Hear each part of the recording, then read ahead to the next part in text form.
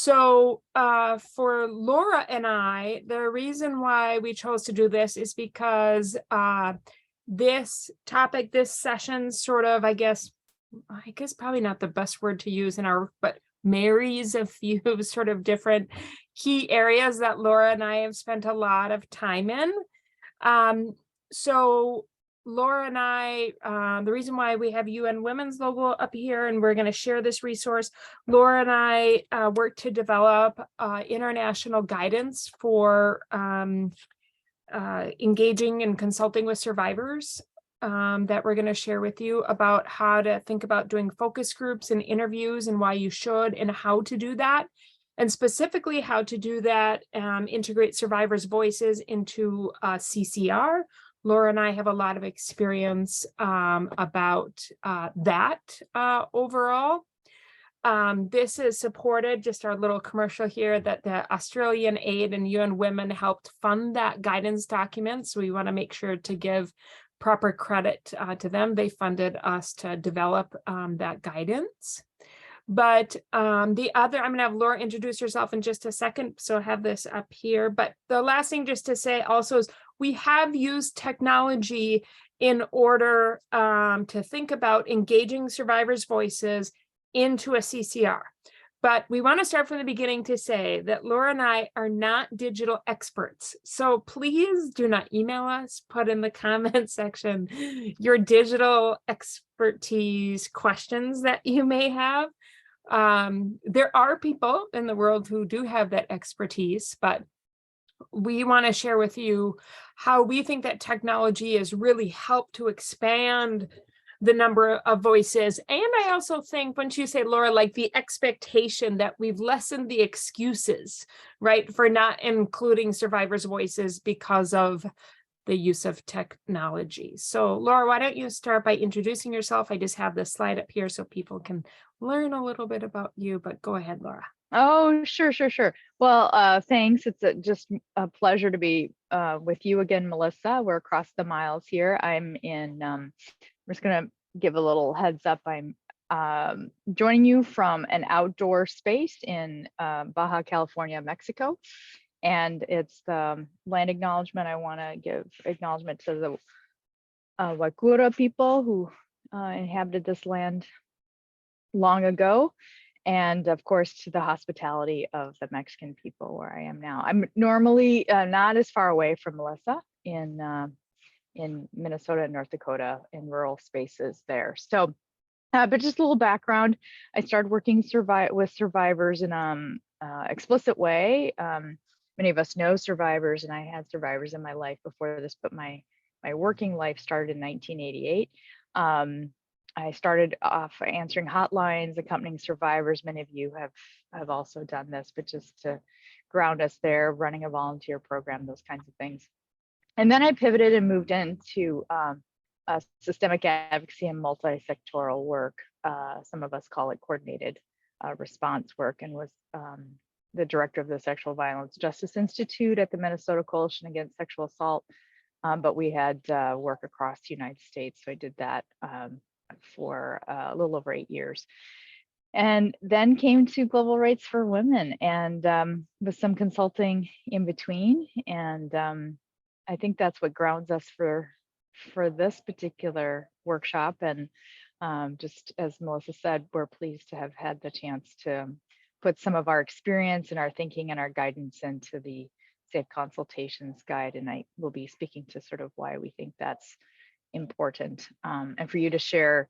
Hopefully you'll learn something from it, for you to share your expertise with policymakers and CCRs as well. So I'll toss it back to you, Melissa. Great, thanks, Laura. So as I said at the beginning, I'm Melissa. I'm the director of international training at Global Rights for Women. Before working at Global Rights for Women, I was the director in Duluth at the Duluth Model Program, and then the director at Advocates for Family Peace, and worked in all of rural Northeast Minnesota for 17 years, running a domestic violence program. Our office for Global Rights for Women is located in Minneapolis, Minnesota. We partner with local women's organizations there. Currently, I'm one of the co-coordinators of a coordinated community response in Minneapolis related to domestic violence, and partnering with organizations in Minneapolis. So while we do international work, we always try and contribute, of course, to our own home area and our own home back door. And I'm involved. Just met with our local advocacy partners yesterday, actually, on a project about the criminal justice response to domestic violence in the city of Minneapolis. So we're happy to be here. We think, Laura and I think, that the most rich experiences, if you put comments or Q&As along the way, our preference is that if we can answer it at the time, we will. If it kind of requires a more lengthy answer, we may wait. But we would love for you to think about putting your comments, in the chat or in the Q&A as we go along. So just to ground us a little bit in definitions and thinking, this is a common definition that's used for coordinated community response. This one gets credit from Duluth and the Duluth model, but we think of a coordinated community response as an interagency effort to change the climate of tolerance for violence in women and girls by institutionalizing practices and procedures which centralize victim safety and offender accountability. So just so you know, when we say CCR, kind of the definition that we're using. So Laura, do you want to just say a little bit about what the ESP is, just so people have a little bit of grounding and kind of how we think about survivor-centered approach? Sure.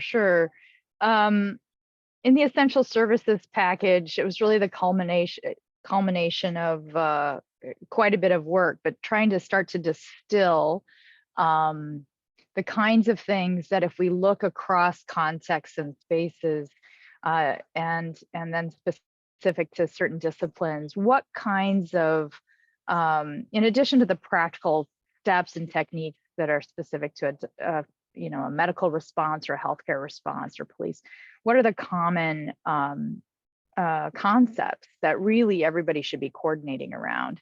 And this has really been, I think, a pretty powerful document in the spaces we work in outside the US. And I may even bring it into some of my work inside the US, but it gives a place for a coordinated entity to talk across those sector disciplines about what's important. And being survivor-centered is sounds cliche, but is front and center in the ESP because of how important that is. So it's a combination. The document itself is a combination of several modules, but definitely a portion on just grounding everybody, sharing language, understanding the importance and why hearing from survivors is important, and then a whole section for coordinated bodies to think about. Is that what you had in mind, Melissa? Yeah. And Lachlan, for those who work in the US and don't do international work too, Lachlan will put the, I've asked him to put the link to the essential services package sort of in the chat. So if you're interested in seeing it, but it's now used as that international guidance that Laura was really sort of talking about. So what we know, of course, is that we all want to be able to have a survivor-centered approach, and we don't go anywhere, talk to anyone who doesn't. I think that what we're trying to do, and we think what technology allows for, is that we want more diverse voices of survivors. Because when we say the word survivor, it's not one person, right? If I said survivor, we may all think of a person, but the needs and risks that survivors face across the world are very, very diverse. And we also just want to think about, of course, meeting their needs, because the work that we do impacts their lives. So we want to talk with you about how to think about really using technology to increase survivors' voices, to learn about the impact of the work that we're doing. So when we sort of think about a coordinated community response to violence against women and girls, we really sort of think about it that it's the responsibility of a coordinated community response to figure out that that's one of the big jobs of a coordinated community response, is to sort of continually ask yourself, what are we doing? What do survivors need? And what does that gap look like, right? What we know that anytime we create an intervention, it's not meeting the needs of all survivors. That's just part of the reality. And part of our philosophy is that we think if you set out to meet the needs of marginalized survivors, then you're able to meet the needs of survivors at the center.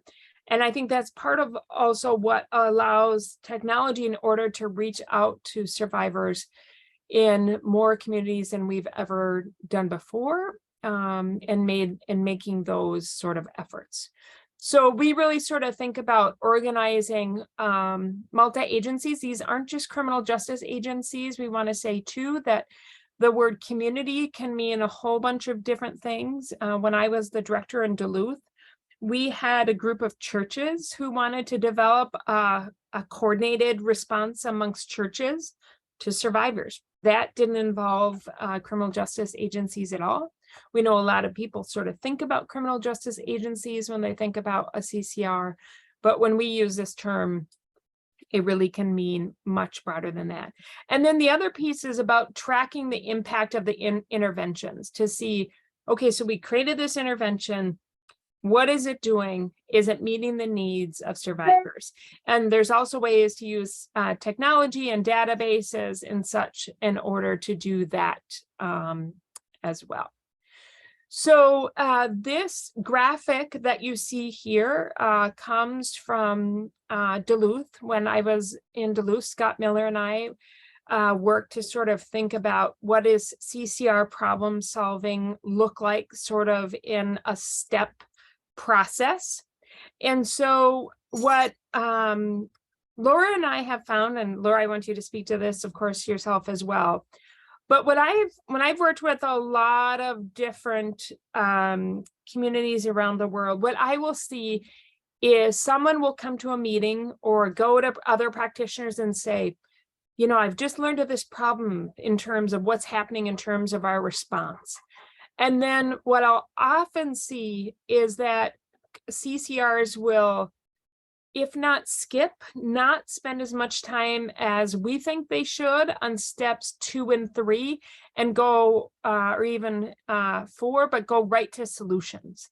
So oftentimes these steps here are really skipped. And so what we're saying is that for us as system people who work to develop interventions, we can identify these problems, but our job is to think about how can I expand my thinking about how this problem is created for survivors, and not just the survivors I've talked to, but a range of survivors. And then the other piece is we want to also identify the source of the problem, right? So we may have thinking like, oh, in a lot of communities, we'll hear them say, well, we just need to train these people, right? We hear that a lot. And so part of what we're saying is that maybe it's training that needs to happen, but maybe not. And so that's also what we want to talk with you about how to include the voices of survivors when we're doing this sort of systemic analysis, and also to hear from survivors about what the solution for change would be. Because what we see in a lot of communities is that a lot of practitioners go to the internet to find, they'll be like, okay, so we can't be the only community is facing this. Let's see what other communities are doing about this issue. We would say that's fine, but we would also say that a survivor-centered approach and a coordinated community response would, that the effort to learn about the problem and the solution would go, you'd go to survivors to learn from them. So Laura, do you want to add to that? No, I think I'll save time for some other section. I think Okay. you covered that. Thanks. Yeah. So one of the things, we're just going to do this a little, just like just use an example that for the sake of examples about how we think about this. So one example might be that survivors are not reporting their experiences to the police, or maybe even it's a little bit different, where what it is that you've seen a downgrade in terms of the number of survivors reporting their experience of violence to the police when you kind of look over a number of years. So in a CCR, that can happen. People often will sort of track that sort of thing. They'll have data, or advocates will come to the meeting and say, I'm just not hearing from survivors as much. When I give them that as an option, that they want to do that. And so let's just say that this is a thing that you're seeing a difference of. Another example that we don't have on the screen that's related to sort of creating something is like during the right before COVID, when we wanted to think about developing batters intervention groups, we wanted to try them online.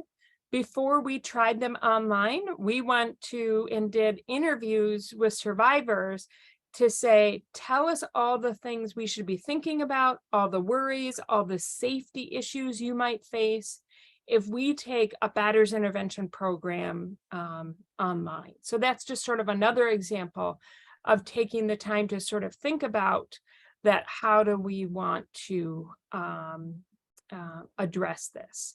So we want to just say that the way that we sort of think about identifying the problem comes from our friends and colleagues at Praxis International. So Praxis International is located in St. Paul, Minnesota. Their founder, this graphic comes from the Safety and Accountability Audit Toolkit.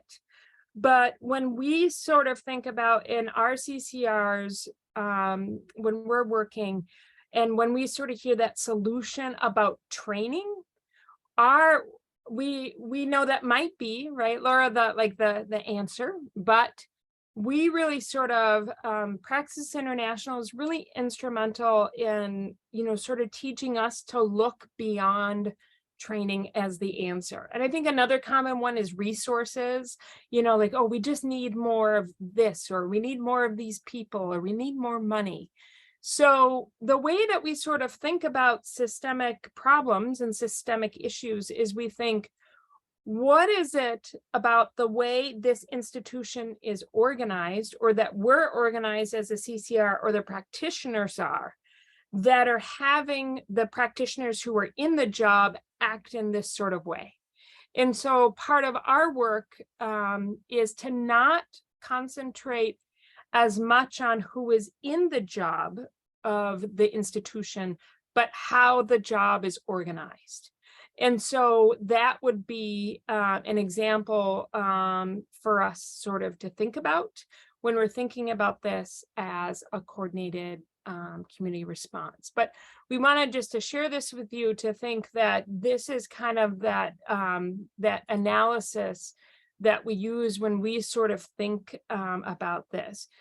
You can go to the Praxis website. We'll put that in the chat as well to find out. They have lots of good resource materials about what we sort of call the 8 methods about way workers are organized. But a big part of what we want to learn, though, is what's the experience of survivors going to any institution when they need help. So, can I say something quickly, yeah, Melissa? Yeah. In my so training is one of those. I think another direction is, and I've seen this in the US and internationally, well, we just need protocols. People just need the protocol of what to do. So it's like, the point is, it's like any one thing in and of itself, thinking that we have a silver bullet, or we, not to use a bad analogy, but we have like one solution. And if everybody just did that, it's really the shift to think about in a very particular system or set of systems at a particular time, how are all these things working together to shape what is happening, right? And so we really need to take all our knowledge of that, but also these questions and kind of an investigative approach, if you will, and then hear from survivors will help us point to where, which set of questions might be the most relevant. So I just wanted to say that, because I think we also hear that too, like everybody gets funded to do protocols now, right? Or Yes. everybody, yeah, go ahead.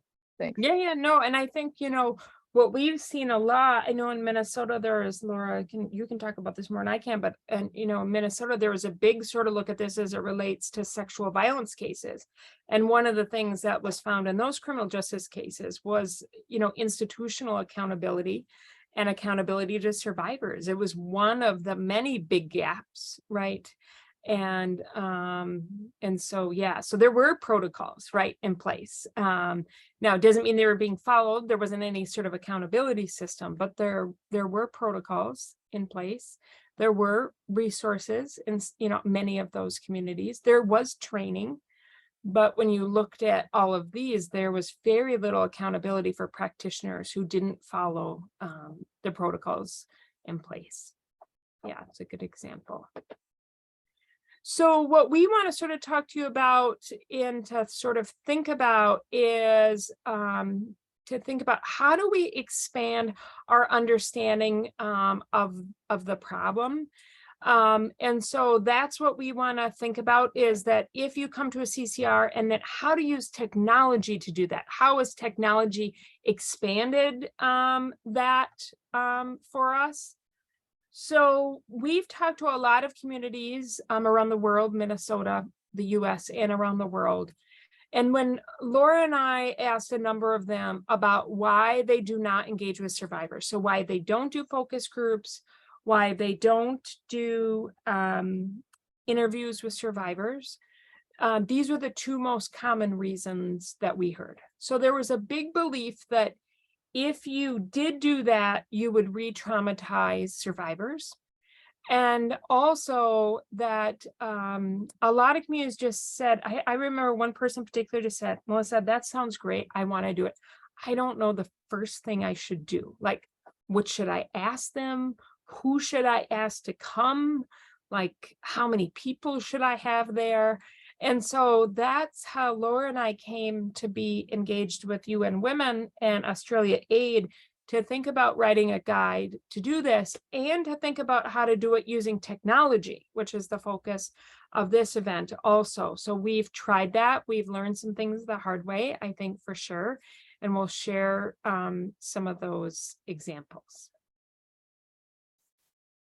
So we're going to talk about thinking about engaging with survivors for CCRs. We know there are other ways to engage with survivors besides focus groups and interviews. We're going to concentrate on these two, and then specifically give examples and think about how we utilize technology in order to do this. In order to, oh, sorry, it happens sometimes when you don't even click.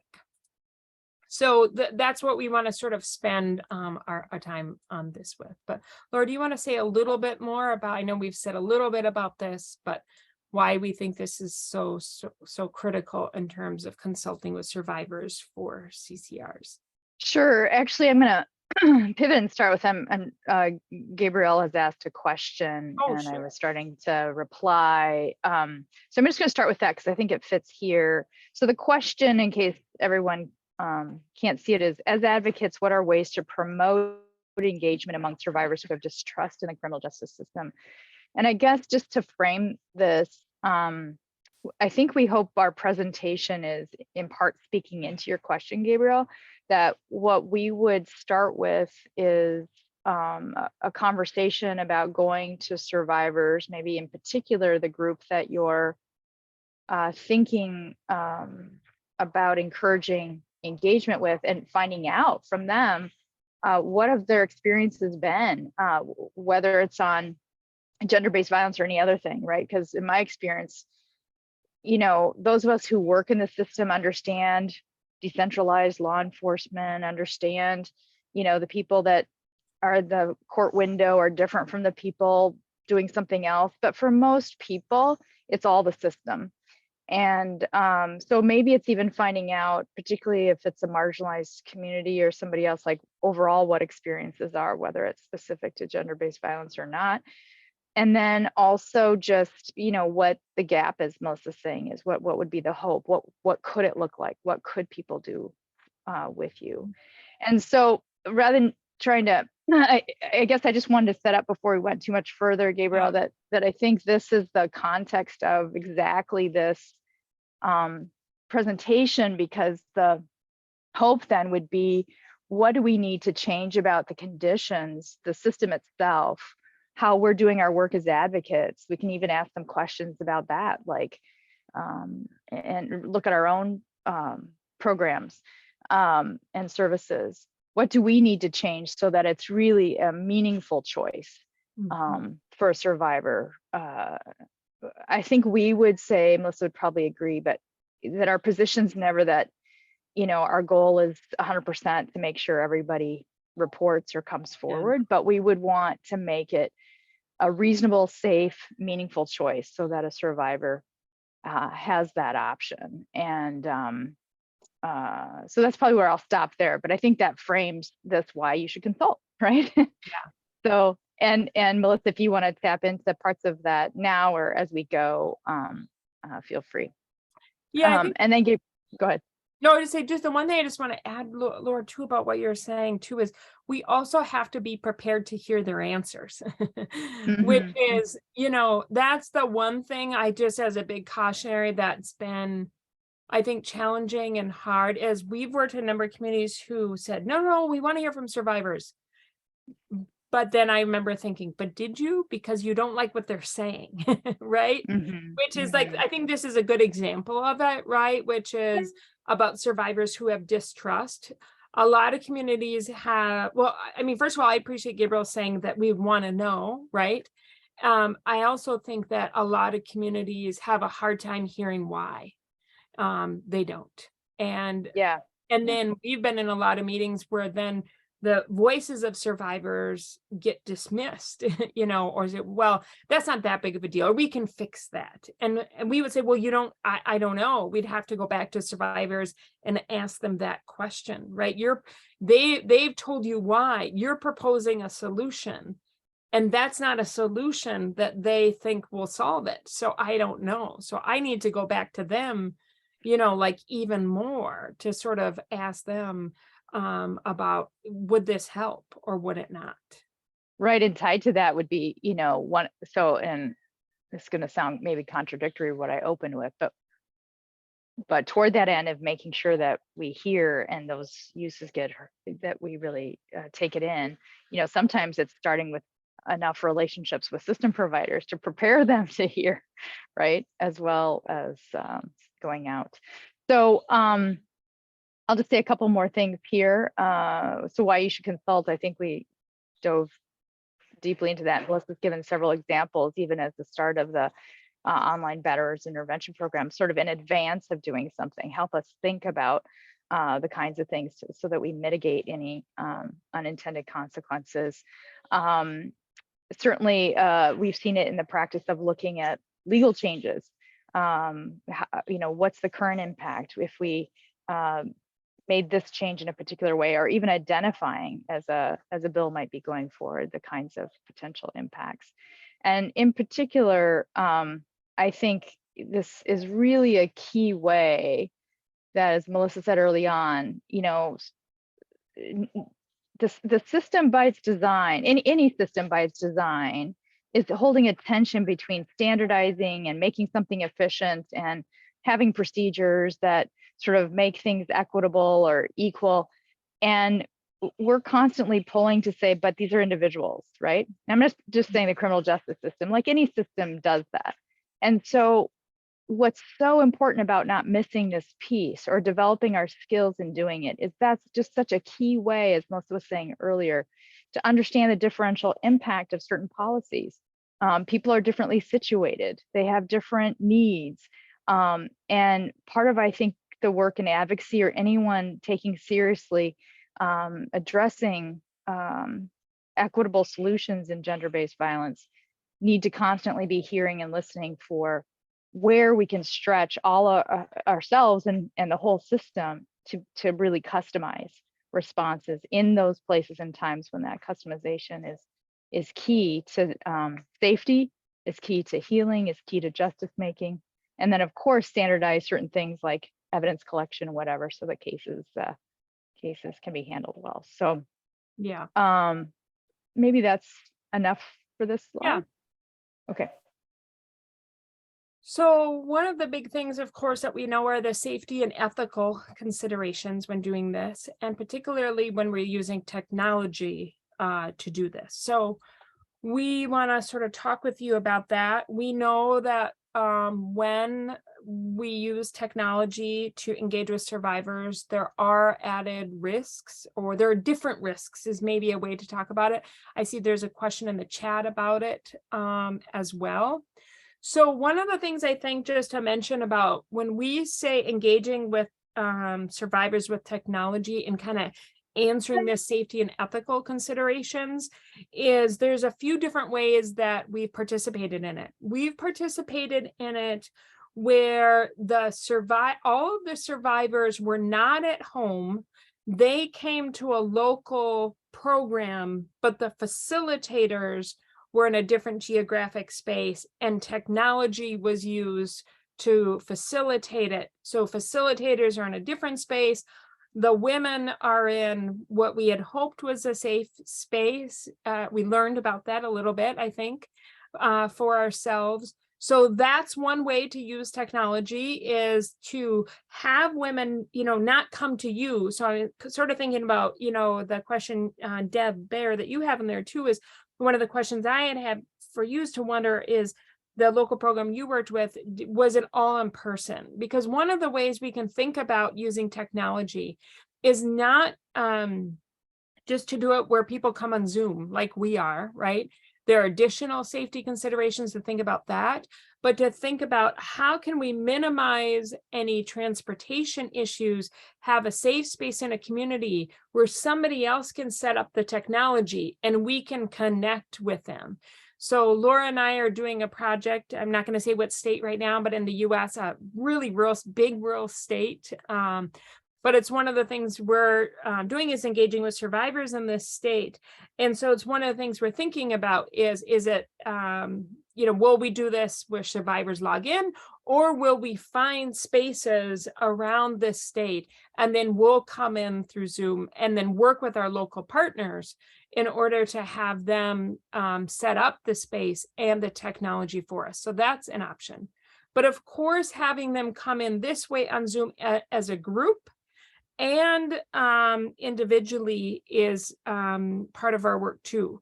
So most often we do work with local women's organizations. In fact, I can't think of a time we didn't, I guess.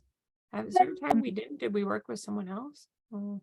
And if people worked with other people, I think we've done like community groups maybe, but we've always engaged with local women's organizations or said that CCRs in particular should work with local women's organizations to help identify women to be a part of these consultations, because advocates are engaged with survivors and are able to do some level of sort of risk assessment about this. So that's one of the things that we've addressed. But we are always sort of thinking about these things in terms of consent, confidentiality, compensation, privacy of space, and then whether we'll record it.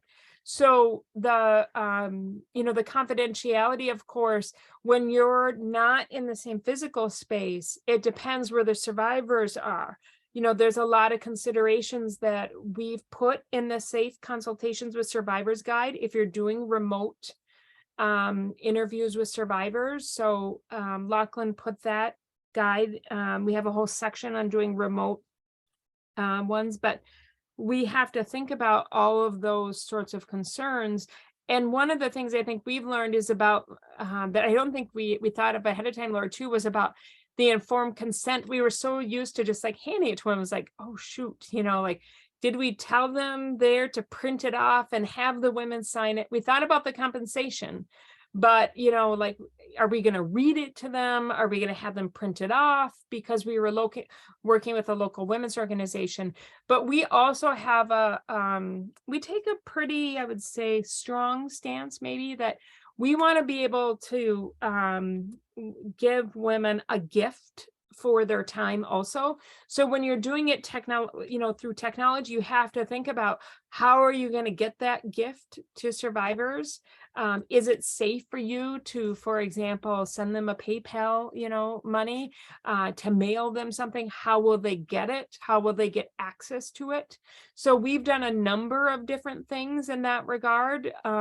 We've done some assessing with survivors about the risk of sending them electronic payment. Sometimes we've given it to the local women's organization, and then the women's organization gave it to the survivors. But Laura, do you want to say a little bit more about this and how we think about these things in terms of also technology? Yeah, I was just looking up a link I might include. I mean, one of the, just to get more deeply into this and seeing some of what Deb's putting in the questions about,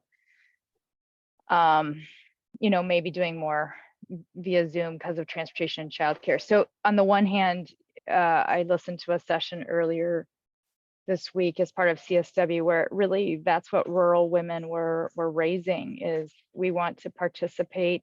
This wasn't particularly a survivor group, just to be clear, but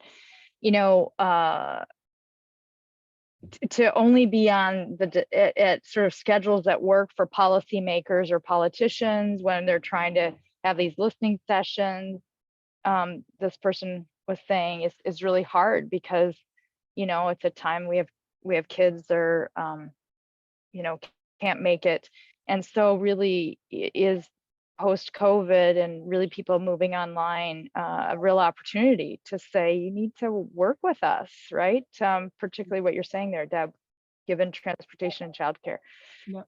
So that's the plus side, is we now, many more people have this. I think the hybrid option of gathering someplace closer, having a resource person in, having other people join, there's some training and prep for all of that.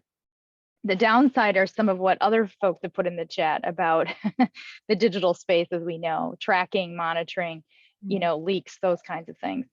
So in the guide, there's some more information, and there's some links. I'll also look to some with people, as Melissa said, we're not experts on the digital space, but we're practitioners working to try and meet survivors' needs and to make this better. And it's possible. You can be conversant in it, and we hope we've collected some information towards that end. So just to be specific about a couple of things, there's different levels of Zoom. Last I checked, and so you might want to think about how information is stored in your own office, which computers are used where, how, if you're in the US, as we know, there are restrictions connected to certain funding streams that require us to take really significant steps to ensure privacy and confidentiality.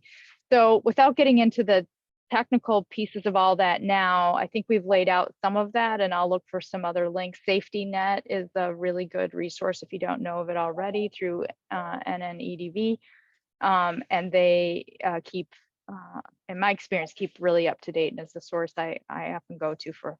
They don't recommend a particular software for a variety of reasons, but you can kind of download some guides. The other to the question in the chat about from Rebecca, if you probably know about Safety Net, but if you don't, I know a while back created a whole toolkit and guide, both for advocates and for information to give to survivors, just about that experience of how to navigate digital monitoring. And so that's really important as a piece of this as well. I think the answer to that particular question so far, in our experience, happy to hear if others have figured it out, would be to figure out the tracking issues and be aware of that, but probably to not use somebody's home devices or own devices for that connection, obviously, and Melissa spoke to the hybrid option, or find some other in-person interview opportunity, or go back, good old phone, right? We've done some phone Yeah, interviews. We tend to forget about that. yeah, Going into somebody's office, potentially using their landline if that's safe. So yeah, hopefully I did a few of those pieces there. yeah. So I'll turn it back to you.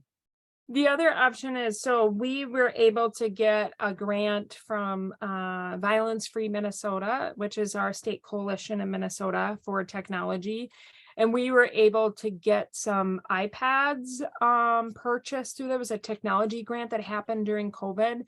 The other option is you can actually send the device to survivors. So that's one of the things too, is it took a lot of work to learn it, I have to say, but one of the things we learned through Apple is that you can have a device and you can control everything it's on. Maybe the rest of you know this. I didn't know this before going through this, but so we got these iPads through that grant, and then the only thing on this iPad is Zoom. So we can use these iPads through, we use them through our Batter's Intervention program for men who connect through Zoom.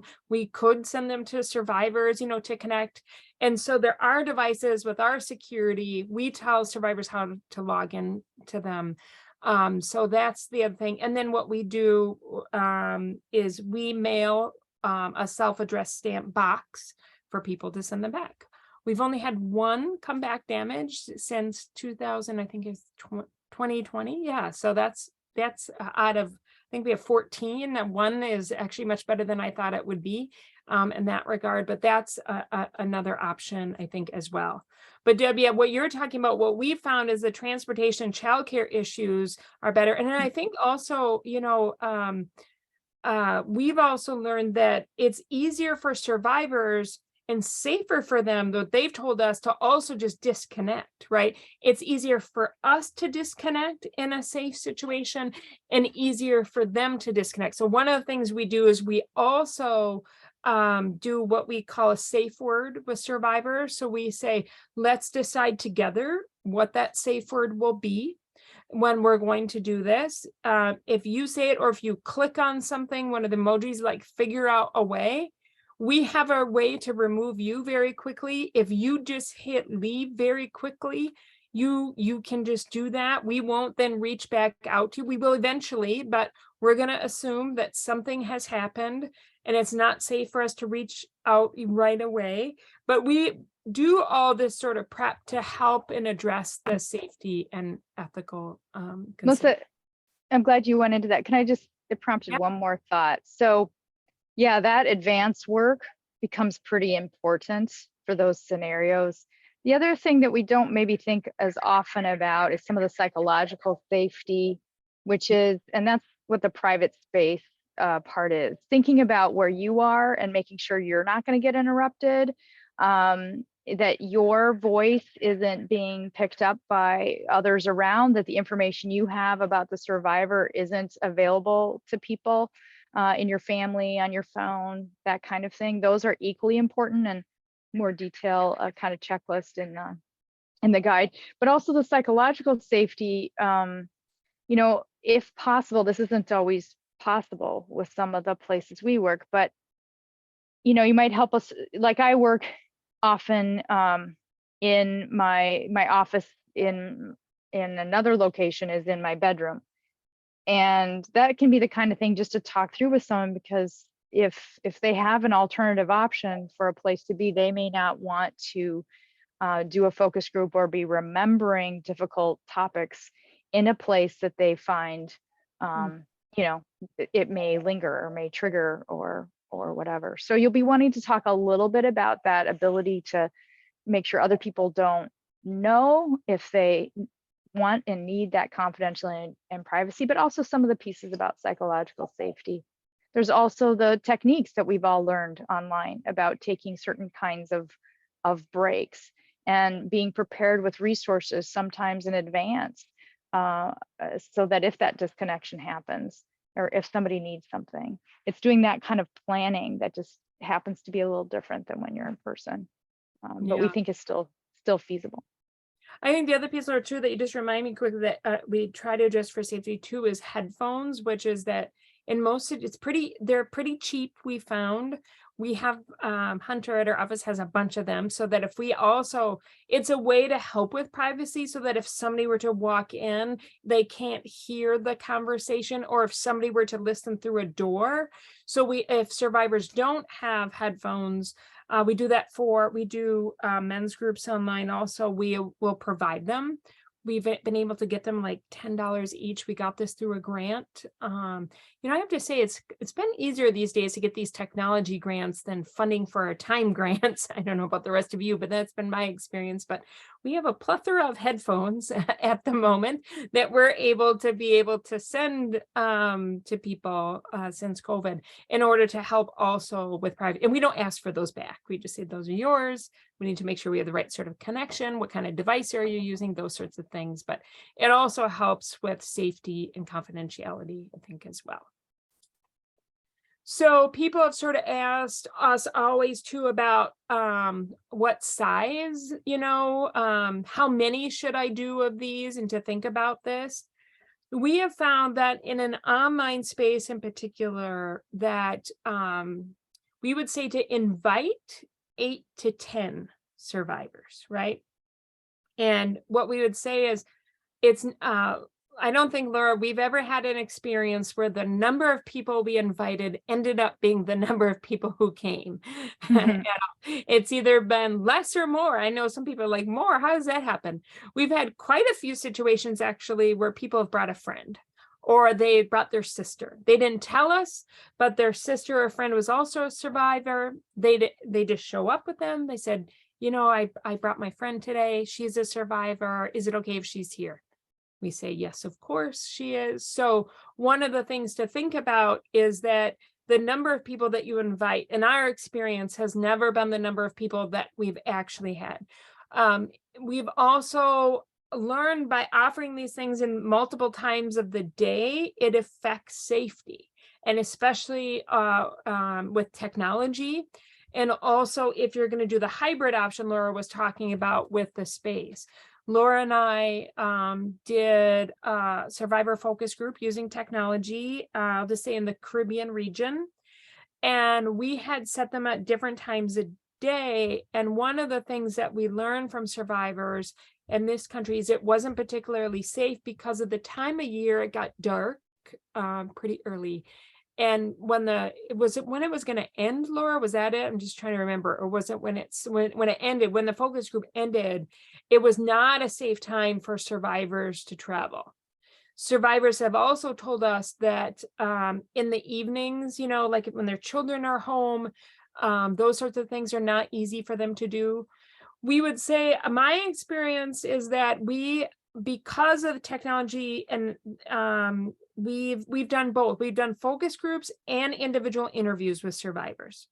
And so what we would say to you is offer both if you can.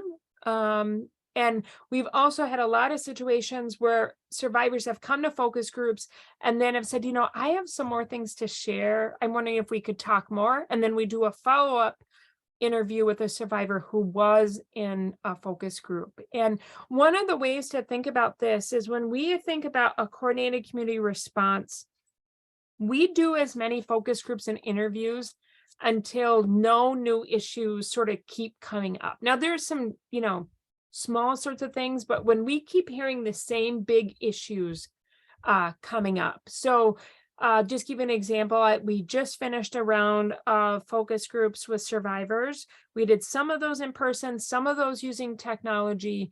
And we just kept hearing from survivors that if they called the police and the abuser was what we call gone on arrival, not there, that the police, they didn't see any effort by the police to do anything at all. And survivors are really frustrated. This came up quite a bit in this community. We kept hearing that was such a big thing with survivors. So we knew that with that issue that we didn't need to engage with any more survivors, because we were able to see the gap, right? That's our work, is what are we providing? What do survivors need? And what's the gap? And that's part of how we think about this, is identifying about what those common themes are for survivors in terms of the gap. We schedule them, we put them on the schedule for 2 hours. In our experience, that survive, and we never judge anyone. We make it, we expect that we're not going to start on time. That's the other thing, that we're going to start late. There's a whole bunch of reasons why that is. I can't think of one where we started, like if we said it's going to be from 5 to 7, I can't think of one that started at 5. So part of it is what we try to think of is like, we want 90 minutes of time, to do it that way. The other thing that we have done is we have used Zoom breakout rooms. So if a lot of survivors came, Rhonda, who's a consultant of ours, Rhonda Martinson, she and I used the breakout rooms because it was too big on an online space. So I took 4 women in one breakout room, and Rhonda took 5 women in the other. And we were able just to get more from survivors by using the breakout room option as well.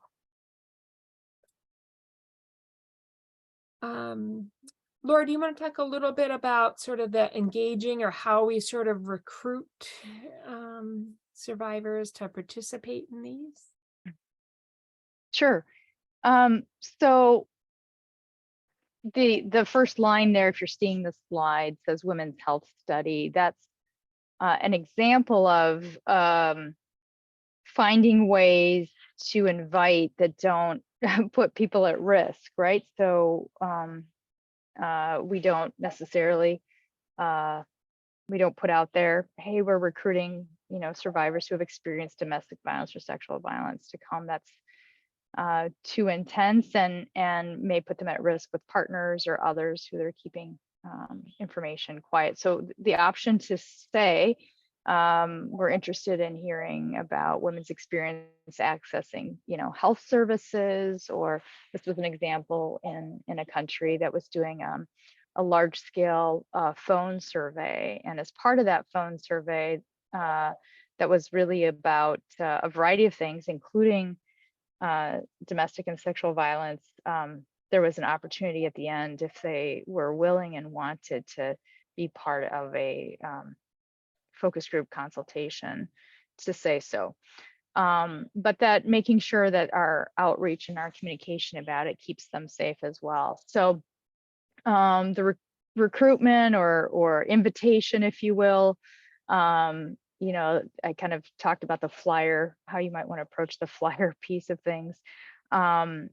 But definitely our work is very often with the shelters or crisis centers, where we just trust, as coming from those spaces ourselves, that those professionals and those advocates and those women that work there have a sense of the issues in their own community, and may have a sense of, through connection, of key people to reach out to and then guide in making safe spaces. So we think they're leaders, and many of you, when I saw the beginning of the chat, identified as people who work in those spaces. And so we hope you will be leaders for policymakers and others, both in advocating for this kind of outreach, as well as guiding to make sure it's done safely.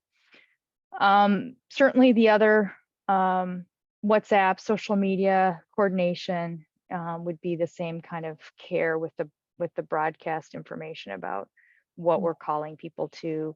Having a phone number in one of ours, we made sure that if people had questions or were following up, it was maybe a different phone number or a different URL that didn't look immediately like it was a survivor-based program. Maybe it was another sponsoring agency, like a Department of Health or the Ministry of Health, and that person answering that could then filter and sift through, making sure that there wasn't a response to a potential abuser that would put somebody at risk, but that the survivors who really were asking questions had the information they needed. So I guess not particularly on here, but I spoke to it just to highlight it again, is really using that in evaluation research. I think it's called, snowball technique of, kind of who might who's in these spaces in general, As Melissa talked about, a project we have in the US that's very rural, one of the goals, and I've started to talk to people about, who really works with the rural women in those areas, whether or not it's about gender-based violence. And then we can start talking with them about, who they know and kind of go from there. And you'd have to do a little exploration that way. So I don't know if you want to say. Well, I just about that. remember that I was going to take a screenshot of it too, but I actually just saw a social media flyer for a focus group. And of course it caught my eye, but it was, in a safe sort of way. So it was, I think it was maybe Violence Free Minnesota or another organization, but they wanted to do a focus group with parents of missing and murdered Indigenous women in Minnesota. And so, for them, they were doing them in person and through technology. So it was, they felt like it was generally safe to reach out to them. They wanted to reach out to a lot of people. So also it is to think about, who is the audience, that you've been a part of. I know I've referred, family members and parents of murdered women. There's often focus groups of them as part of fatality reviews. So we're saying in that sort of way, I think, of course, the safety considerations are different, but when we're talking about survivors, this is why we think of this way. So we talked a little bit about the compensation for survivors. In using technology, I think, we mentioned this a little bit. We feel pretty strongly that about giving the gift.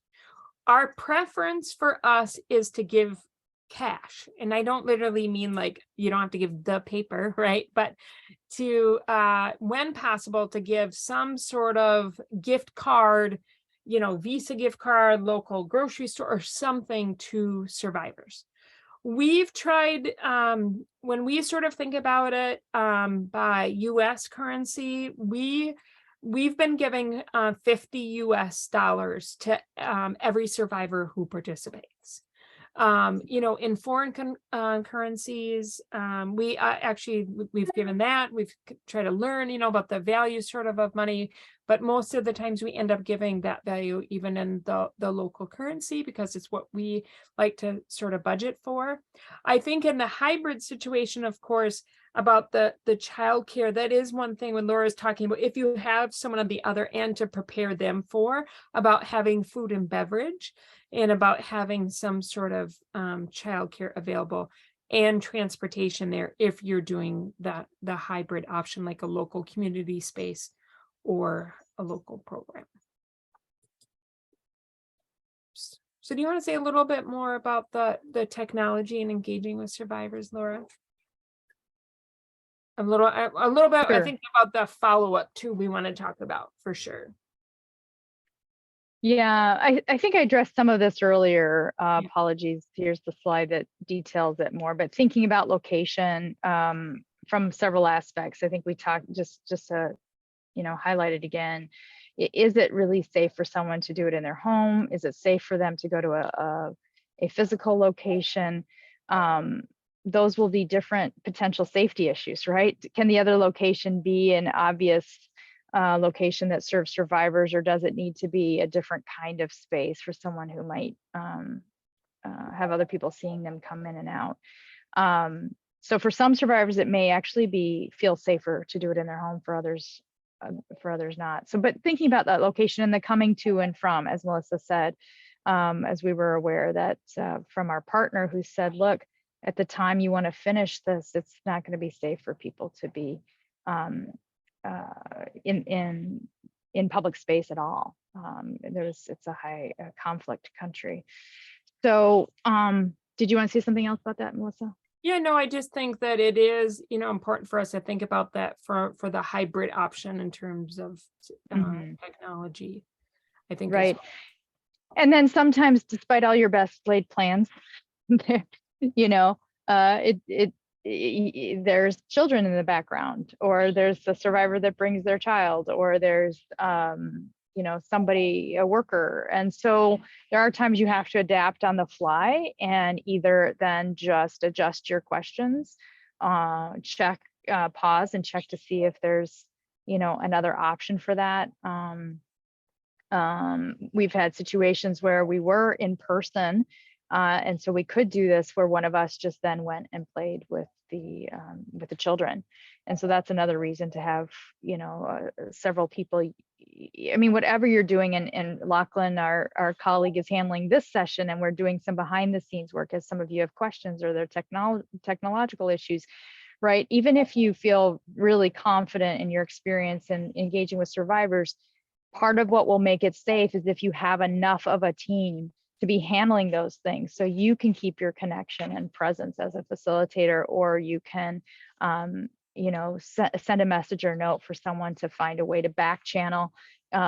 We've done this where the conversation we're having with the host is through WhatsApp while somebody else is asking questions and saying, hey, is there, I see a child in the background. Is there childcare or not? Because then I'll adjust my questions. So bringing a team to it, having prep calls, testing in advance, all of those things make a big difference. I think Melissa spoke to the consent form. Go back a second, Melissa. Yep. I spoke to the consent form. Those are things you want to leave enough time for, and either read through or have, if you're further away, you have to think of safety there too. Can I send it to you? Can you sign it? Can you return it? Do you do that before the session entirely? Is there not a place where it's safe to send that to, and a hybrid, have the host kind of work on that with them. I think we talked about some of the other location things and protections, remote consultation, and preparing the remote facilitator. A walkthrough is really, really helpful. And having them talk with you about what they actually are facing in their location, both from the technology side as well as physical location, so that you can adapt on the fly. Because as Melissa was saying, you have a plan because it's a common reference point, but it will, I had a mentor once say, have a plan, hold it lightly, and it really applies to this. You will be likely adapting in many ways. So, and then we haven't really even addressed working with interpreters, but if you've got that, that's another professional, and you want to loop in such a way that they understand what's happening as well. So, and kind of what the game plan is, so that you can all adapt pretty quickly. And help the survivor understand the language channel option in Zoom or whatever you're working with, as well as the confidentiality of that person, having them walk through how important confidentiality is, having them sign off that they, I think it goes without saying in our group that you don't want to be using people that aren't skilled and professional interpreters. So. Yeah. Oh, and you wanted me to say something about the follow-up care.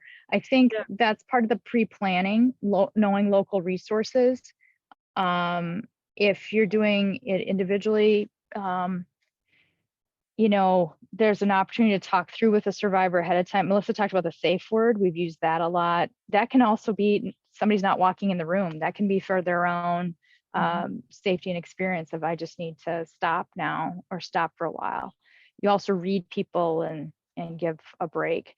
But having at the ready, sometimes even beforehand, can I just give you this series of or these one or two resources that if we get disconnected and you want to reach out, or as we end, sometimes we do that at the beginning instead of the end. In general, we haven't, I would just say, because people are sometimes reluctant to do this, I think we want to say in general, with this kind of preparation and planning, we actually find those situations pretty uncommon.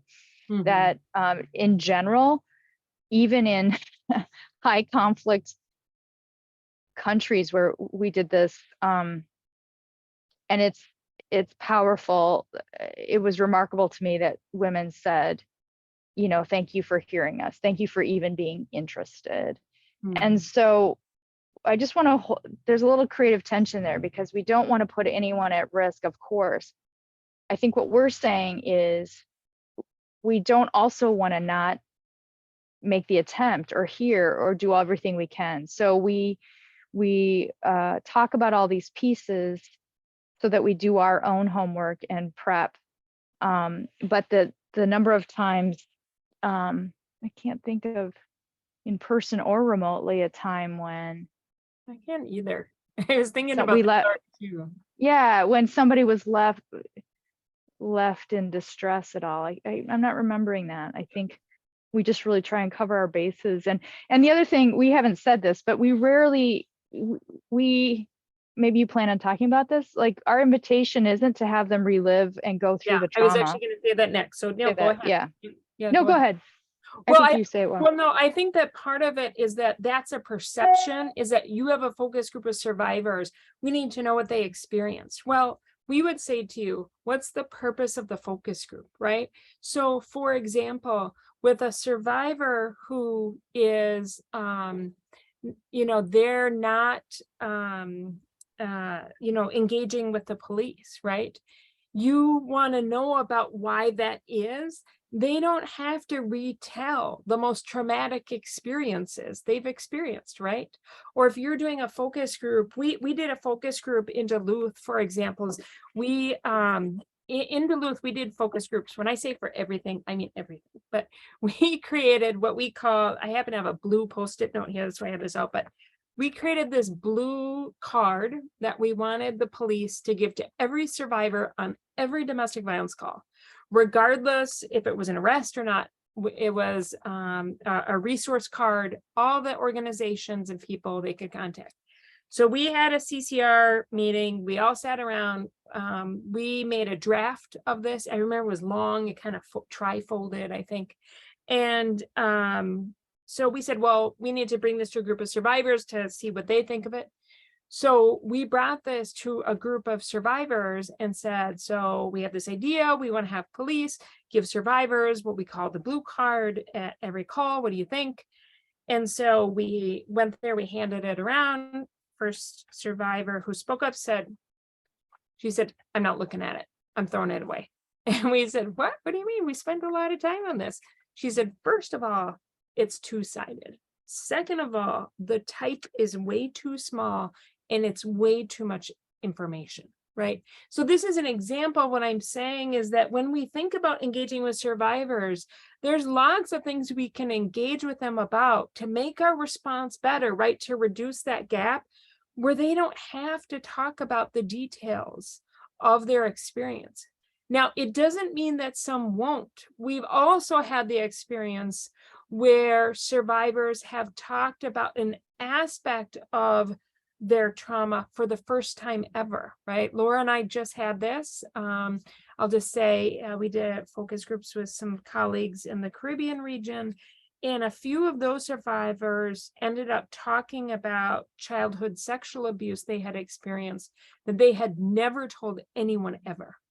And so that was also part of their experience, but they also left feeling very supportive because for many of them, it was the first time they had been in the same space with survivors. We've experienced that with doing it on Zoom, with doing it in a hybrid and in person, where lots of survivors who get asked to be a part of focus groups had never been to a support group. It's not something they had done, thought that they would like, but it has that sort of element of it. So our experience ends up being that for a lot of survivors, it doesn't become re-traumatizing for them, but it can. We're most certainly, I think, aware of that. So we've talked about this a little bit. Laura talked about this. We've talked about sort of the importance of thinking about having these resources. Oops, sorry, my clicker is going so fast to me. About, what to say and what to watch for. I think in a Zoom space, particularly, or by phone, or by Google Meet, or whatever you use, or even in a hybrid, about how to pay attention and to think about what questions you will ask. And Laura talked about that a little bit already.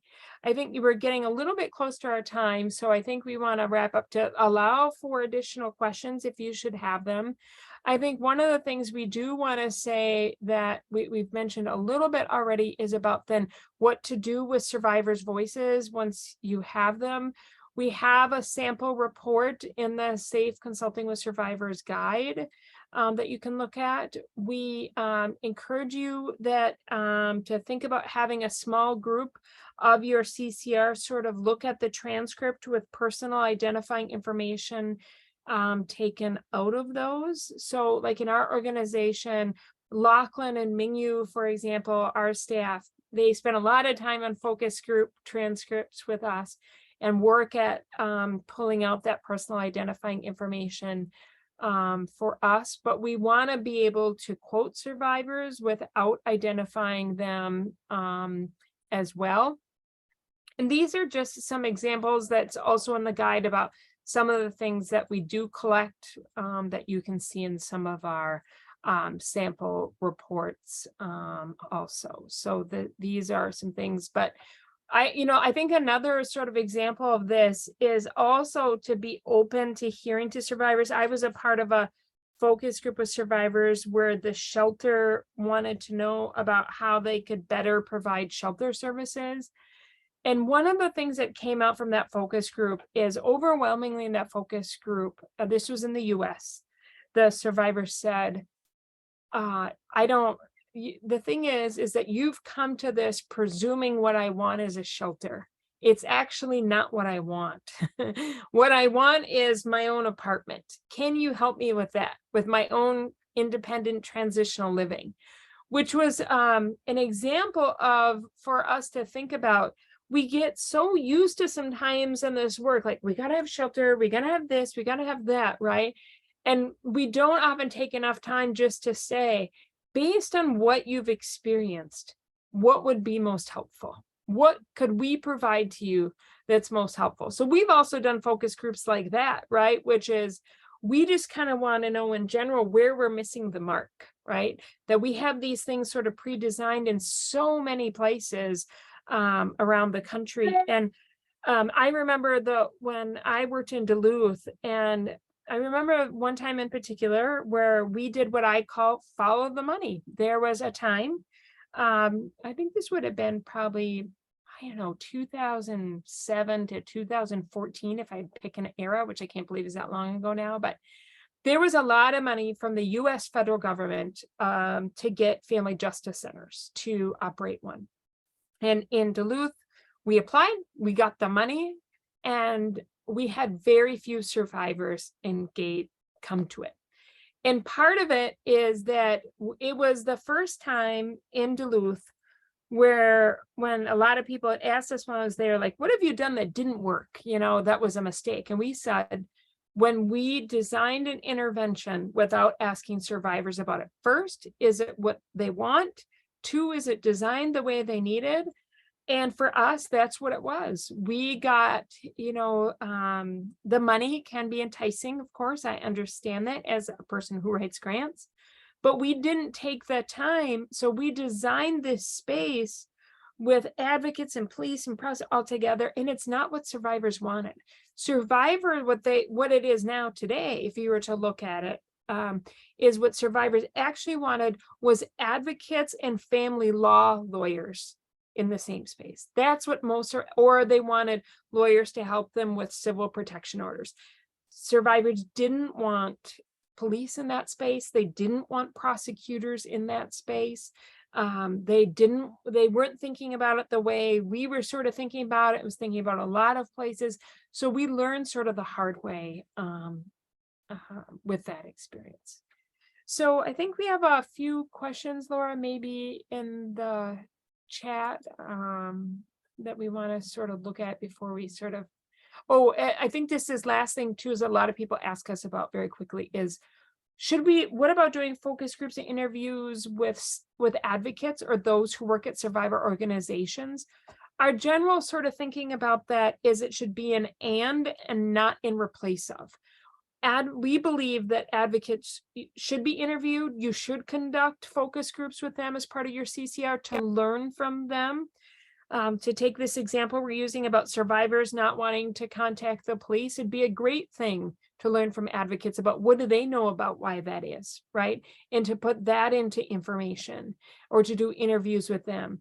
But too often what we see is that it'll be in replace of survivors. So we are not saying to do that. in replace of survivors, but in addition. Well, and Melissa, might I just say to Yeah. just a caution, because our time and money and whatever and we can think, well, advocates, really get survivors, and some folks might be tempted to combine them Oh, right. as well, and that can be problematic. And then particularly if you're looking at your own services, you may want someone who definitely isn't an advocate to anybody in the room, and maybe even, if at all possible, somebody outside the organization, because just remember, we're sometimes part of the problem and not the solution, and that's we're trying to learn too. So not to sort of combine those, and really think about the conditions that allow people to talk exactly about what their experience was. So So we have just a couple last slides about lessons learned, but we did want to give the opportunity that we are able to unmute people. If you'd like to ask a question, put a question in the Q&A or chat. The thing we're also curious about is if you've done focus groups, what have been some of the challenges you've done it? And if you have you used technology to do it? That's the other piece.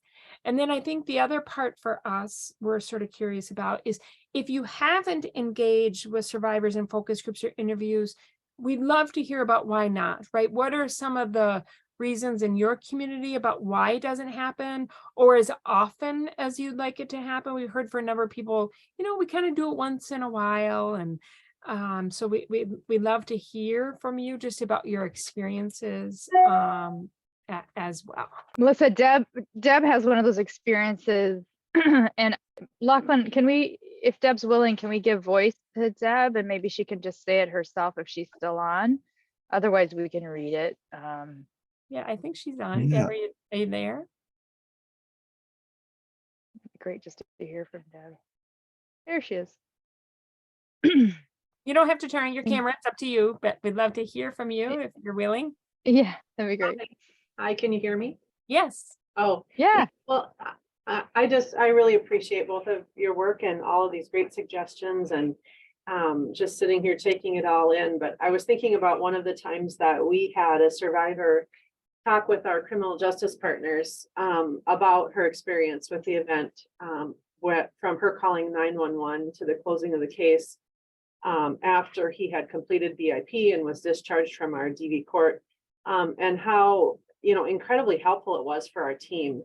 And I just remember every person that was in there, from the judges to the law enforcement to the county attorney's office, talk about how helpful that was, and that they took something away from what she said. Every one of them took something away and what they could have done better.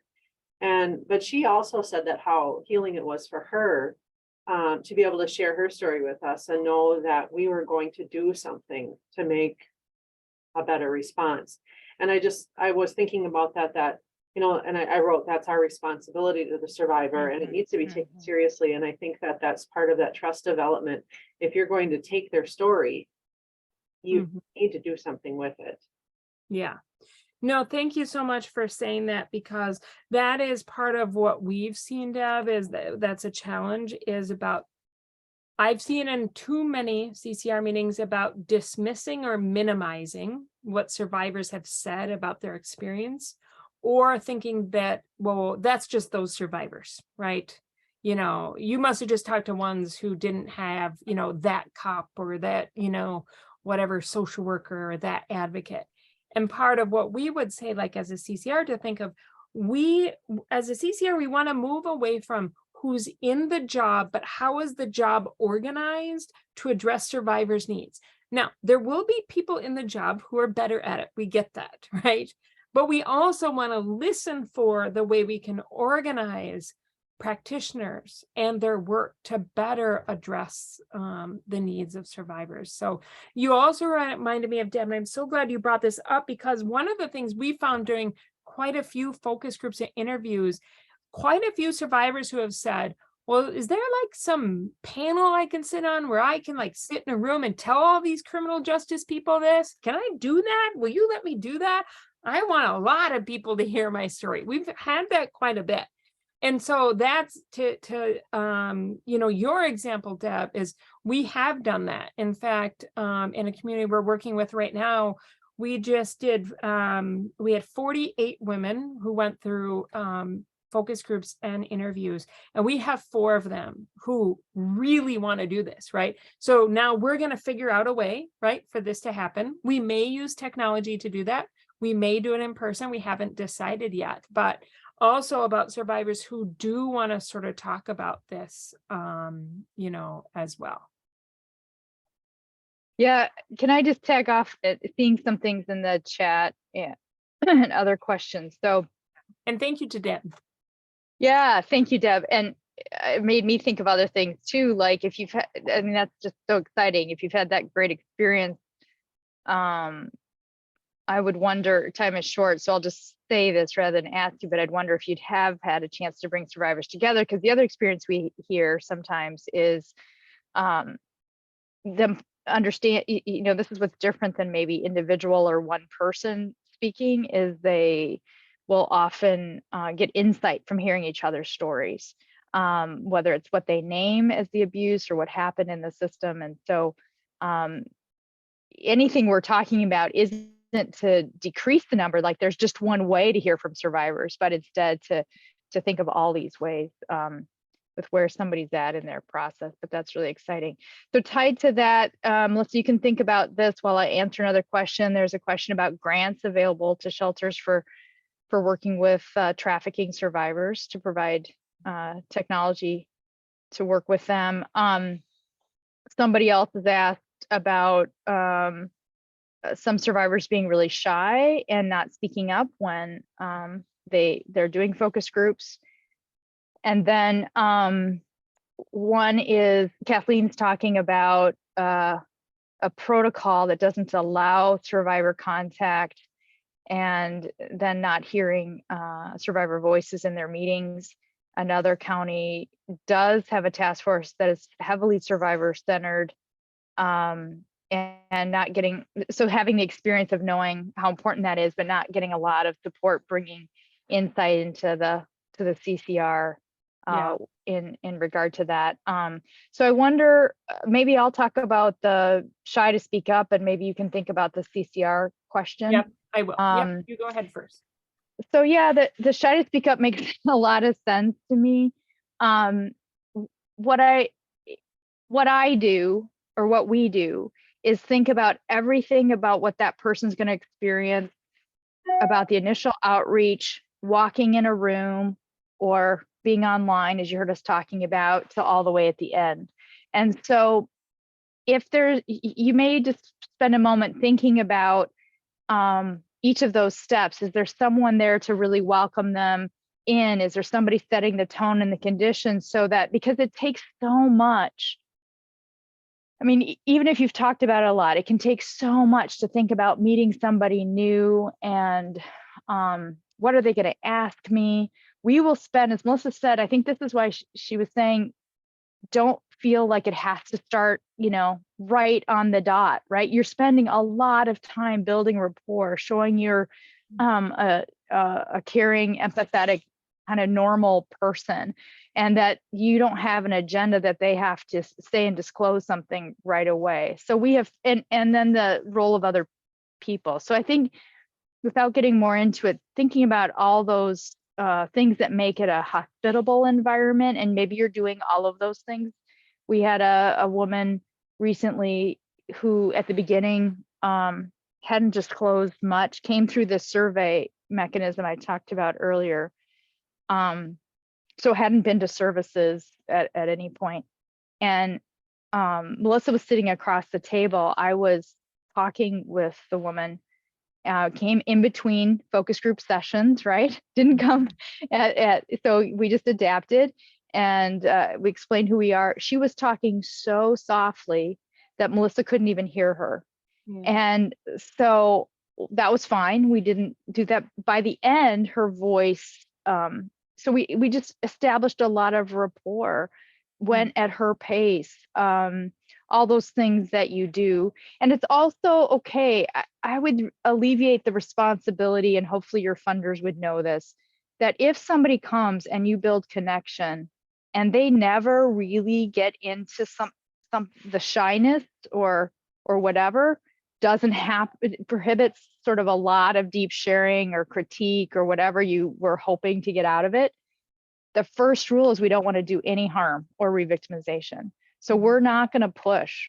And so if that person comes and goes and you talk about the weather or you talk about something else, you're demonstrating that you're open, they're not trying to shift their schedule. And you could leave with, if you have any other thoughts, feel free to share it. So all of those things we do to create safety, but the questions themselves, just to jump back to that, as Melissa said, we say at the beginning, a piece about, we're not going to ask you, you do not need to go into exactly what happened.